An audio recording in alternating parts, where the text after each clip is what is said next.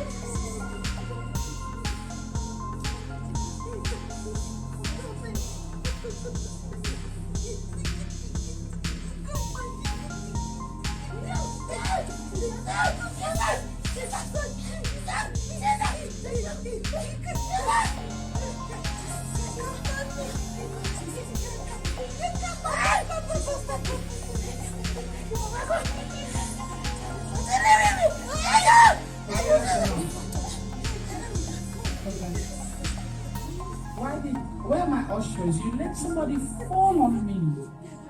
What is this? And we have all of you ushers quiet. Sit. This lady fell on me. All of you. You're sitting here, a woman fell on me. All the ushers, sit. I don't want to see anybody standing. Sit.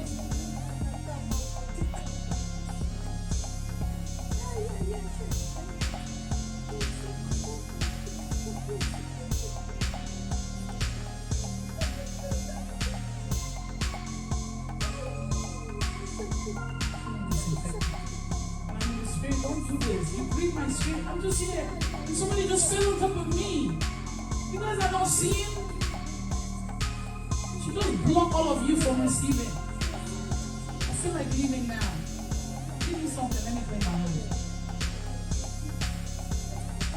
What the hell is that disinfectant?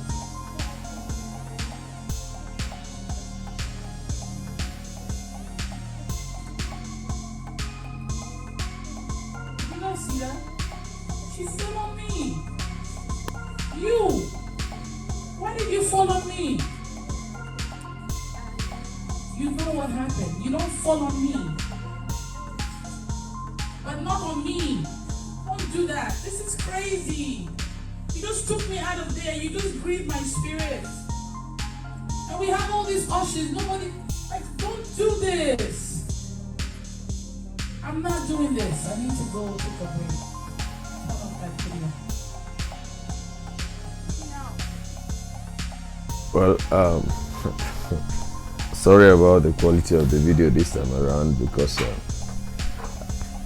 I just have a power outage, but I just must have to finish the video. So you have watched the video. I will leave you to be the judge of that type of outburst and that character, that kind of attitude. I will leave you to be the judge. I will leave you to tell me if there is a place for that in the Bible.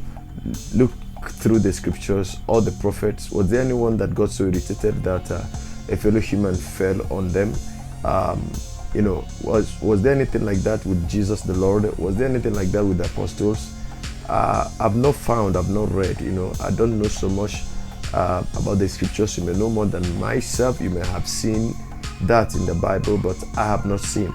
So if you have seen, you just let me know. Other question would have been, or should have been, did the woman know when she was falling? I thought this thing was dislocation by the Spirit. So turning to the woman and telling the woman, hey, you don't do this. Why will you fall on me? I thought it was the Spirit that was pushing the woman down. So how then would she be able to know what she was doing and to hold herself back? Even though that the woman was so emotional, she was too emotional. That was what happened there. But if we should take it on the surface of what they are making you to believe, that it is the Spirit of God who does the pushing down, that one, the Spirit of God does his own. I've done a video before on that. The Spirit of God does his own, that of the devil does his own, and there is the one that is the person who is falling, that just wants to fall. So if it was the Spirit that was pushing the woman down, she wouldn't know what she was doing. So why blame her? Why asking her, why did you fall on me? You don't do this. But then I want to tell you something. Yeah, because I know there is a person watching now whose mind is blurred and darkened and doesn't know the difference between the left and the right. So because of you who may not know, I want to tell you that is not part of the gospel. That is not part of the church. That is not part of the kingdom. Besides, I think the name of our ministry is Kingdom Ambassador. When I saw that and this attitude, I began to think within my head and my heart, which of the kingdoms is she an ambassador to? Is she an ambassador to the kingdom of Christ, the kingdom that Christ came to establish on earth? Or is it an ambassador to one of the dark kingdoms out there?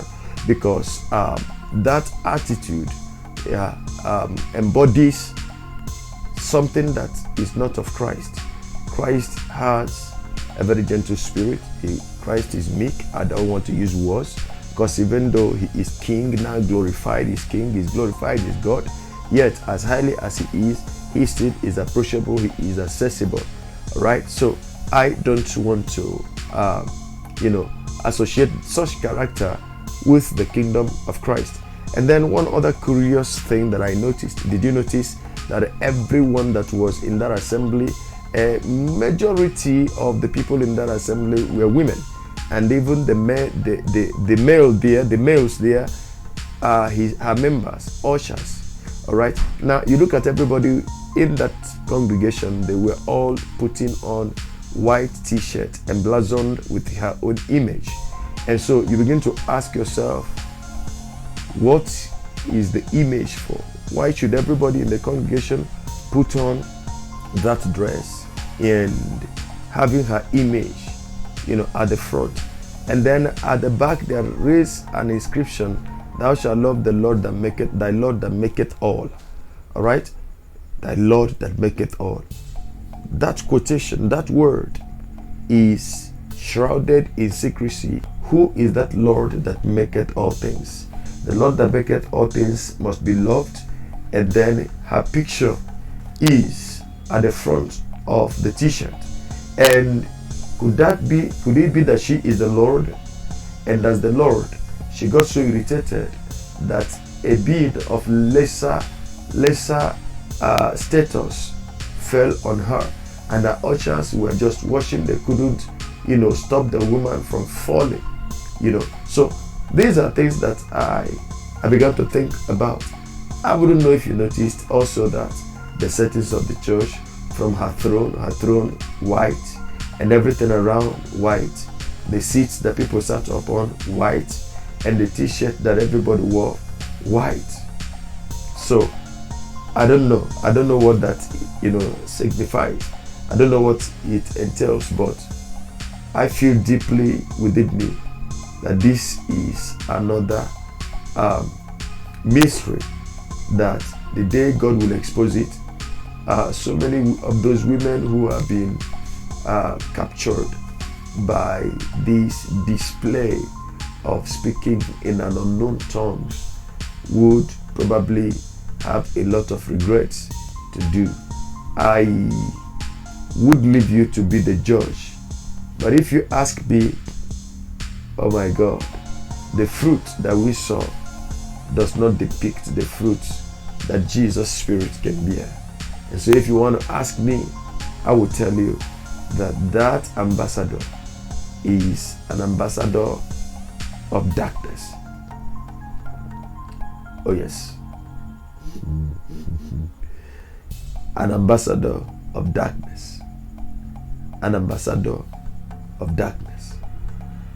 For emphasis, I had to call it about 3 times. Okay. Apart from the physical things that you can see, that display of callousness, that display of high-handedness, serious arrogance, is out of this world. And the Spirit of Christ doesn't have that attitude. So if it's not the Spirit of Christ, then it must be some other spirits. It must be one other spirit that is not of God.